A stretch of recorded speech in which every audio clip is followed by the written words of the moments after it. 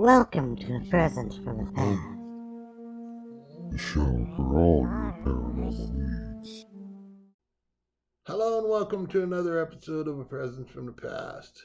My name is Weldon and I will be your host. Unfortunately, Natasha was unable to join us. This is more so due to scheduling conflict with my work. So, little insight about myself. Okay, I manage I'm a manager in the service industry. And any of y'all that have ever worked in the service industry knows it gets a little hectic, a little crazy from time to time. And trying to work my schedule around her schedule in order so that we could do the show together, it's been very crazy. I'm trying to work out things and see what we can do. Hopefully, within the next couple of days, Natasha and I will be able to get together and do a couple of episodes. And we'll go from there and see how it does. So, in today's episode, continuing with Texas Legends, I have another good one for you. It's out of San Antonio, okay? In San Antonio, there's a certain cross tracks. I believe it's Villamain and Shane. Okay. Some people probably already know what I'm going to be talking about. Other people have no clue. There is a train track crossing in this vicinity. I don't know exactly. To be honest with you, I don't know what street it's actually on. I think it's on Shane. But there's a train track crossing at close to this intersection. And the history of this train track crossing is a little bit more. I mean, anytime you start talking about historical facts of something that might have happened there, you start seeing kind of the kind of darker side of society. So the story is, well, tell you what, I'll tell you the stuff that goes on there first. Actually, no, I'll tell you the history first, and then we'll dive into the what goes on there. Okay, so in late January, early December, like we're talking December 1st or late January, a nun was bringing back a group of children from a field trip, and it was getting kind of late. And they pull up to, well, it's getting kind of late. The children have already started falling asleep in the back of the bus, and she's pulling up to this railroad tracks. Keep in mind, it's 1938.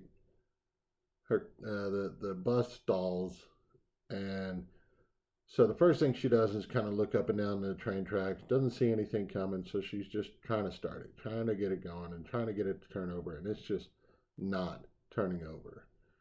So she tries this for a few minutes, and then finally, like at the last minute, notices that there is a train coming, and she didn't see it before because apparently the front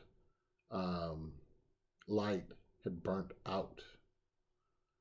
So she's still in the process of trying to crank the bus up when the bus gets hit by the train. Okay. I don't know exactly how many children were on board, but the story says that roughly 30 people lost their lives that night. The nun, however, survived. She got thrown through the windshield, went to the hospital, and survived. A few weeks later, well, several weeks later, the nun returned to the site, and she had borrowed somebody's vehicle or whatever, but she was in a vehicle and she stopped on the track. Now, we have to think what is going on in her mind at this point. This woman feels like she is solely responsible for the death of 30 souls. And on top of that, she's a nun. And it's weighing on her heavily with, just she thinks it's completely her fault. Um, everyday tragic accidents happen in everyday life. Nobody's fault. They're just accidents. Had to say that again. Sometimes it's nobody's fault. It's just accidents. Sorry, when I was growing up, my father didn't believe in accidents. Sometimes there are just accidents. Some of them small, some of them very tragic. This happened to be one of those very tragic ones. Well, like I said before, the nun felt responsible for this accident, somehow blaming herself, thinking that she could have done something, could have, done whatever in order to save those 30 souls from dying that night. So she pulls onto the tracks. She puts her car in neutral, or she just takes it out of gear. And she just begins waiting, begging for forgiveness, praying to God, doing whatever she can at that moment, just sitting there. And she sees a train start to come. At this point, she had given up. She decided that she no longer deserved to live, had no urge to live whatsoever. And she was going to end her life right there and join the 30 souls that died. So she's sitting in her car. She closes her eyes. She begins to pray, beg for forgiveness, and just sits there, waiting.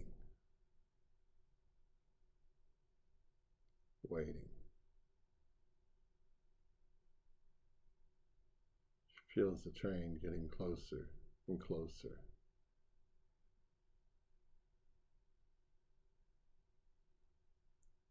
And she's kind of bracing for impact, just tensing up, expecting that impact. And the train goes right behind her. She throws her eyes open, kind of looks to both sides, sees that the train is going on past her, and she can't believe it. She knows she was stopped on those tracks. She went there with the purpose of stopping on those tracks. So she hops out of the vehicle, looks around. She's looking for anybody that's in the vicinity, and trying to figure out who this person was that pushed her off the tracks. And as she's looking around, she starts walking around the vehicle. She gets to the back of her car, and she's sitting there looking. Finally, not seeing anybody, she turns and looks at the back of her vehicle. And there was handprints all over the back of her car. Tiny handprints. Children's handprints.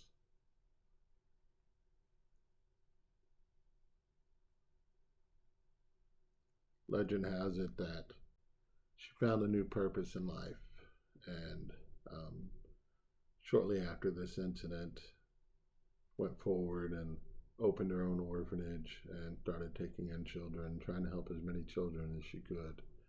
And legend has it that she worked in the orphanage up until the very day that she died. Now, that tragic event, fast forward many, many years later, it is said that if you go to this intersection, put talcum powder, baby powder, whatever, on the back of your vehicle, and you put your car in neutral and take your foot off the brake, that if a train is coming, supposedly you'll get pushed across the tracks, and when you look at the back of your vehicle, again, you'll see all these handprints of children pushing you across the tracks.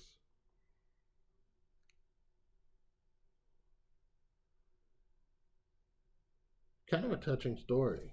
I mean, a lot of times you hear about ghost stories where the ghosts are angry or trying to scare people or whatever, or a lot of times you hear about them wanting people to leave them alone. But these children, these souls of these children, are trying to save people from suffering the same fate they did.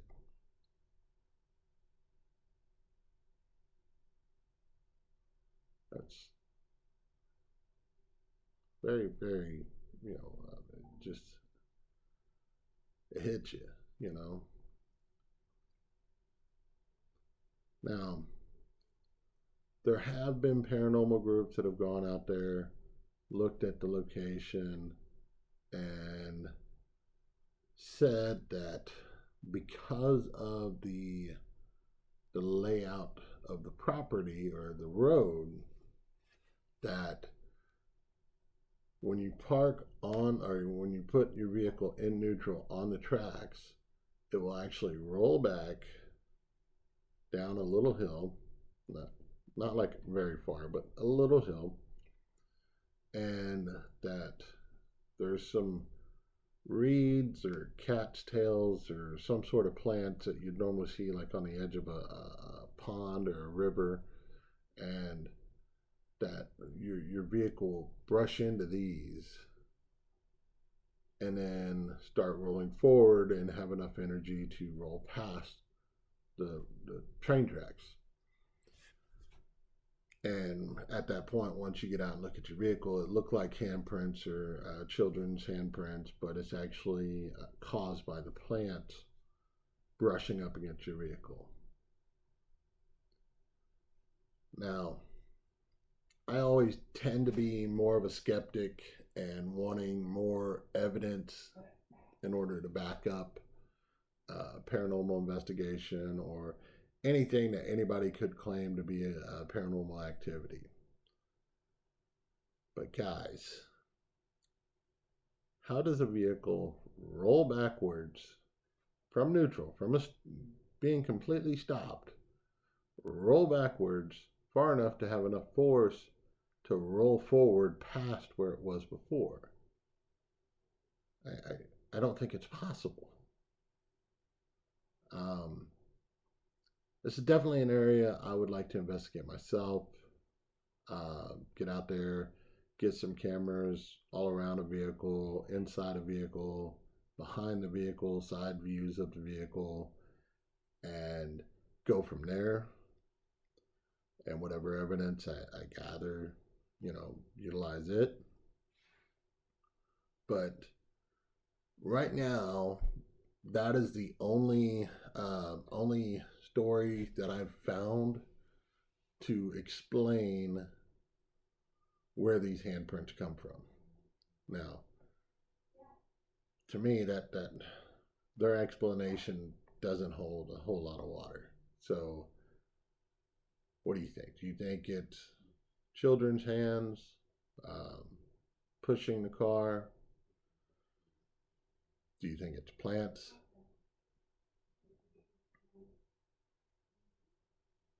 Or you think it's something else? Me, I'm kind of leaning towards the children. I mean, this is one of those paranormal stories that I'm hoping is true. Well, don't take that the wrong way. I'd like to not think about the horrible way that these children died and the horrible suffrage that nun must have gone through, thinking it was her fault. But to think that there's a group of children down there that are in another dimension, another plane, or however you want to see ghosts or entities. But to think that there's a group of them down there next to a train track where they tragically lost their lives, protecting other people from losing their lives. To me, that's a very touching story, and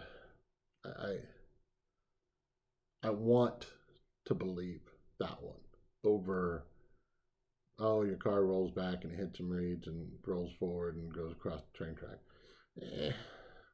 I'm just not buying it. There's too many, oh, it doesn't, it's just, too much doesn't add up in my mind. If I was to see it, I might be able to make a judgment call on that.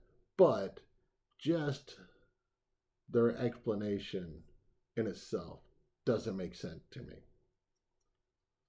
So, I mean, it is what it is. There's several different paranormal groups out there. A lot of them kind of investigate in their own ways. Some of them follow set standards. To each group their own. Okay.